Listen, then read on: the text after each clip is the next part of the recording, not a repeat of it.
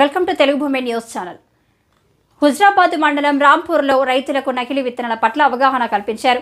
వ్యవసాయ అధికారి చందుపట్ల సునీల్ కుమార్ ఉపాధి హామీ పనుల వద్ద రైతులతో సమావేశమై విత్తనాల సేకరణలో తీసుకోవలసిన జాగ్రత్తల గురించి తెలియజేశారు.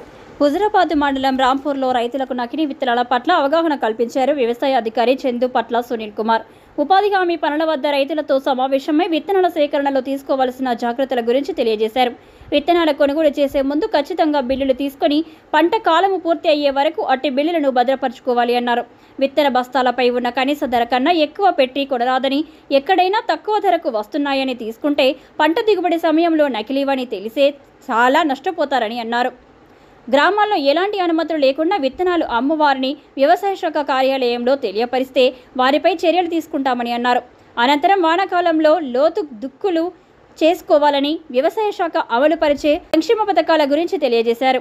ఈ కార్యక్రమంలో వ్యవసాయ విస్తరణ అధికారి పొద్దుటూరి సతీష్, గ్రామ పంచాయతీ కార్యదర్శి జయేందర్, కారోబార్ రామస్వామి, ఉపాధి హామీ పథకం ఫీల్డ్ అసిస్టెంట్ పుష్పలత రైతులు పాల్గొన్నారు.